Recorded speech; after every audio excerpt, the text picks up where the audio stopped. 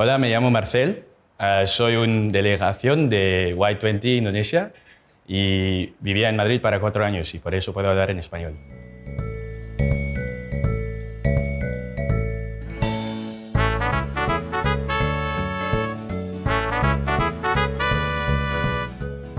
Halo sahabat Ziggy, nama gue Marcel. Gue delegasi Y20 Indonesia untuk track transformasi digital.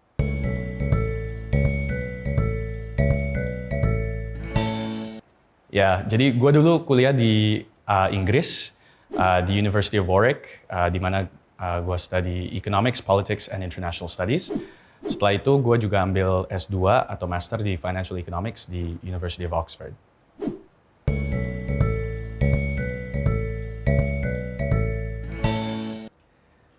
Yang paling berkesan sebenarnya sih kemajuan digital transformasi di Indonesia. Karena setiap kali gue balik ke Indonesia, ke Jakarta, gue lihat kayak misalnya ada banyak banget inovasi di digital payments ya, atau pembayaran digital. Yang sebenarnya di UK masih belum ada. Kalau di UK misalnya saya masih harus ke bank yang fisik, kantor cabang bank, untuk melakukan hal-hal yang simple. Yang sebenarnya kalau di Jakarta lebih gampang lewat digital dan lewat mobile. Jadi itu sebenarnya berkesan sekali karena merasa seperti maju mundur waktu. Karena perbedaan banget sebenarnya. Memang di luar negeri ada beberapa hal yang mereka lebih maju, tapi dalam hal digital sebenarnya Indonesia lumayan maju.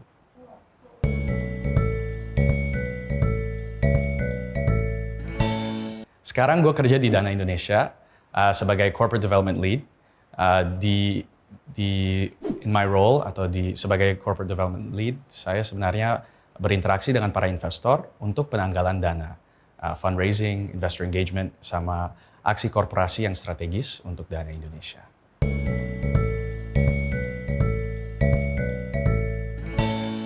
Sebelumnya saya kerja di Singapura, di Goldman Sachs sebagai investment banker, di mana saya juga membantu advice para startup di Indonesia maupun di Asia Tenggara. Misalnya saya membantu dalam merger antara Gojek sama Tokopedia, sama GoTo punya fundraising, dan saya juga membantu Kementerian Keuangan dengan penanggalan dana untuk mereka punya global bonds.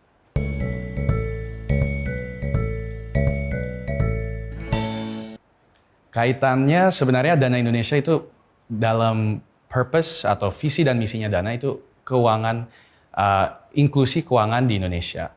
Jadi yang kita bekerja keras itu bagaimana kita bisa membantu seluruh rakyat Indonesia untuk bisa termasuk dalam sistem pembayaran digital yang baru. Dan kita sudah lihat sebenarnya data dari Bank Indonesia menunjukkan bahwa pembayaran digital itu sebenarnya jauh melebihi kartu kredit maupun juga debit card kalau dilihat dari segi volume transaksi. Jadi kita melihat sebenarnya pembayaran digital itu sangat membantu dalam inklusi keuangan. Nah, kaitannya dengan Y20 itu sebenarnya Y20 juga merupakan wadah di mana para pemuda bisa menyampaikan aspirasi dan juga melihat apa sebenarnya yang harus diprioritaskan oleh negara-negara G20 mengenai transformasi digital dari sisi para pemuda. Jadi kami sangat ingin menyampaikan harapan kami untuk para pemuda terus diingat dalam semua kebijakan-kebijakan negara-negara G20 untuk tidak ada kesenjangan sosioekonomi maupun kesenjangan digital.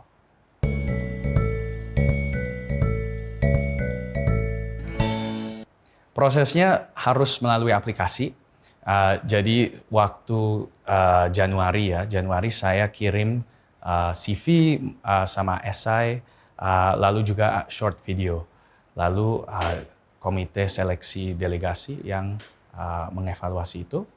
Setelah itu kami juga mempunyai suatu tahap di mana kami melakukan forum diskusi yang mensimulasikan kalau misalnya ada negosiasi antara delegasi juga. Jadi yang top 5 lalu melakukan sedikit seperti perdebatan sama perundingan untuk melakukan negosiasi kebijakan.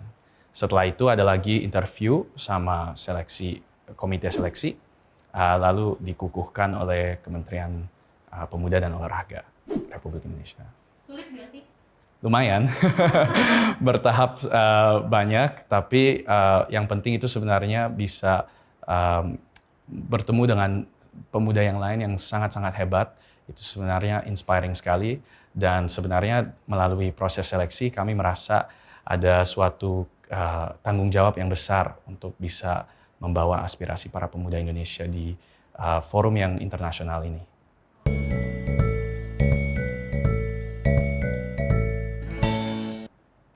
Tujuannya sih sebenarnya untuk yaitu mewakili para pemuda Indonesia dalam segi transformasi digital, di mana saya juga bisa membantu membawa pengalaman saya pribadi dengan membantu para startup dan teknologi company di Indonesia dan di Asia Tenggara, dan memberi segi yang perspektif yang baru gitu. Bukan cuma perspektif yang dari para pemuda, tapi juga perspektif dari para startup untuk bisa memberi informasi lebih kepada kebijakan pemimpin kami di negara-negara G20.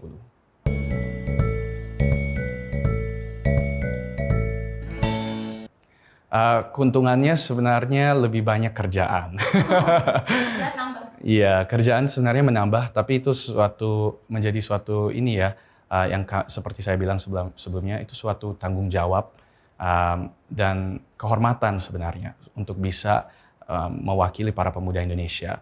Jadi walaupun lebih banyak kerjaannya, tetap kita melakukannya dengan senang hati, karena kita tahu atau harapan kami adalah ini mempunyai dampak yang besar kepada negara-negara G20.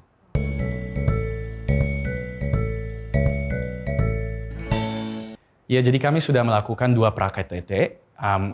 Selain pra-KTT-nya juga, di mana kami mengadakan talk show dan berinteraksi dengan para experts di Indonesia maupun di luar negeri. Kami juga sebenarnya melakukan beberapa negosiasi dan dialog antara delegasi off record juga. Karena kami sudah memulai negosiasi untuk komunike. Jadi ujung-ujungnya kami akan ada komunike di mana yang akan kami sampaikan kepada para pemimpin negara G20. Jadi itu yang sedang kami kerjakan.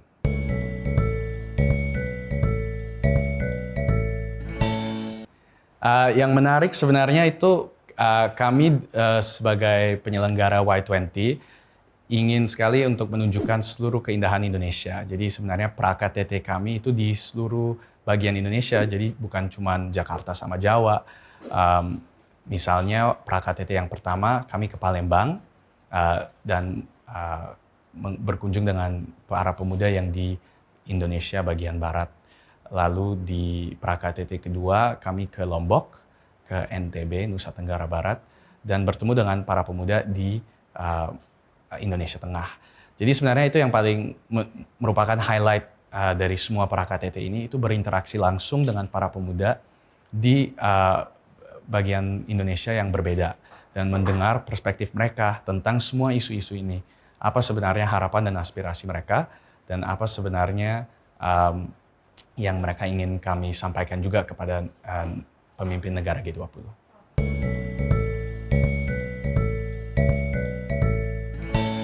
Ya, sebenarnya salah satu yang saya dengar tentang transformasi digital khususnya itu bahwa para pemuda di setiap bagian Indonesia itu juga bisa melakukan hal-hal untuk membantu transformasi digital. Misalnya untuk memudahkan layanan pemerintahan di pemerintahan provinsi atau pemerintahan lokal, dan mereka itu sangat ingin terlibat.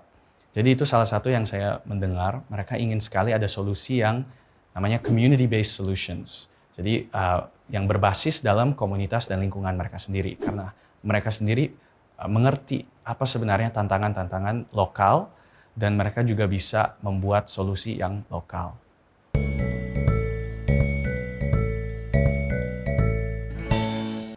Ya, nah ini suatu pertanyaan yang sangat bagus, karena sebenarnya sarana digital itu seringkali kan ada debat, apakah itu positif atau negatif. Tapi ujung-ujungnya digital sama teknologi adalah alat yang bisa dipergunakan bagus atau tidak. Jadi sebenarnya sama seperti kalau kita lihat waktu pertama kali mobil diciptakan ya, orang pikir, wah ini suatu inovasi yang bagus. Tapi lama-lama ada banyak kecelakaan. Tapi apa sih sebenarnya responsnya? Responsnya itu bukan, oh jangan deh kita nggak jadi develop mobil. Instead kita lihat kan, para pemimpin melihat mereka membuat rambu-rambu lalu lintas, mereka mengadakan ada surat izin mengemudi, mereka juga mengadakan crosswalks atau zebra cross, ya kan, yang bisa membuat inovasi ini, yaitu kendaraan seperti mobil atau motor lebih aman, ya kan. Jadi sama dengan semua sarana teknologi sebenarnya, kami semua sangat optimistik tentang potensi yang ada di teknologi digital. Tetapi yang harus kami ingatkan itu bagaimana membuatnya lebih aman dan inklusif. Itu yang paling penting. Dan makanya itu memerlukan diskusi tentang infrastruktur baik yang fisik maupun infrastruktur yang regulatori juga atau kebijakan. Dan itu fokus kita. Seperti perlindungan data pribadi, keamanan digital, maupun juga literasi digital.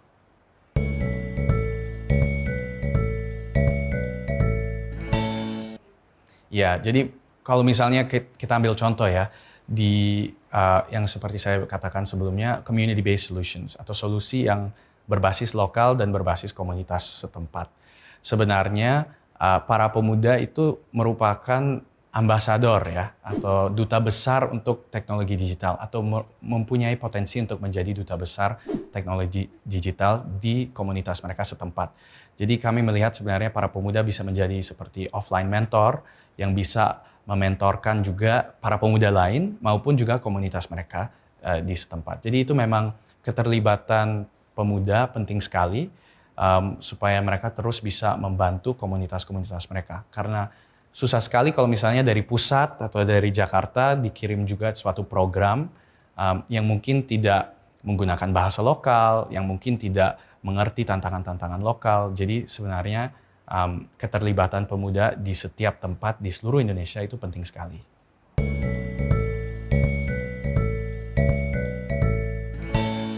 Pesan saya itu terus ada harapan dan terus berjuang, karena memang susah sekali untuk membuat dunia yang dimana yang kami idamkan sebagai dunia digital dan yang mempunyai kebijakan-kebijakan yang benar. Tapi terus berjuang, mau di tempat lokal, mau di forum global atau maupun di forum nasional.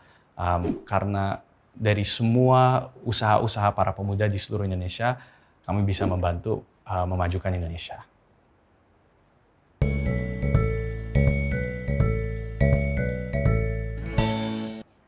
Ya, tips pertama untuk saya itu sebenarnya terus fokus dalam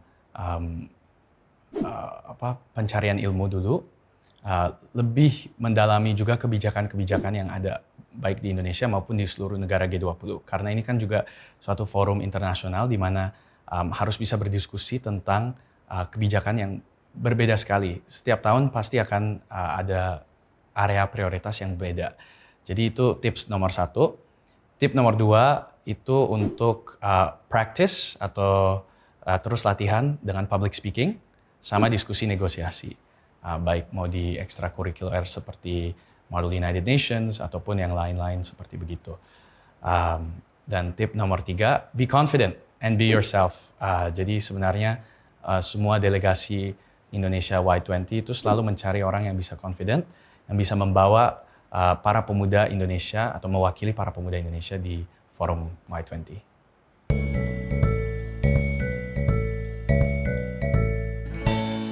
Oh ya, kalau startup teknologi di Indonesia seru sekali. Jauh lebih seru daripada pekerjaan saya sebelumnya. Misalnya ya, kolik saya atau rekan kerja saya yang lain, kami panggilnya Dana Mates. Dan Dana Mates suka sekali berpantun. Dan sebenarnya kalau misalnya kita lagi jokes atau town hall dan segalanya, ada banyak sekali pantun yang cakep-cakep.